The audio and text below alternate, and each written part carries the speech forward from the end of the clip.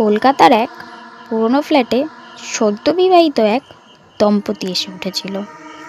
তারা আসার প্রথম রাতেই স্ত্রী অনুভব করলো ঘরের আয়নায় কার যেন প্রতিচ্ছবি দেখা যাচ্ছে এবং সে যেন তাকেই দেখছে। তবে সেটা তার নিজের প্রতিচ্ছবি ছিল না। পরদিন রান্নাঘরে বাসনপত্র আপনা আপনি নড়তে লাগলো। এরপর প্রতিবেশীদের থেকে স্ত্রী জানতে পারল কিছু বছর আগে নাকি এই ঘরে একজন আত্মহত্যা করেছিল।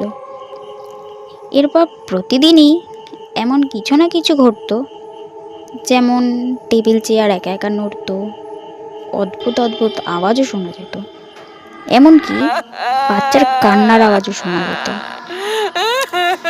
শেষে এই ফ্ল্যাট ছাড়তে বাধ্য হয় সেই দম্পতি, কারণ তারা এই ভয় আর অশান্তি নিয়ে সেখানে থাকতে পারছিল না।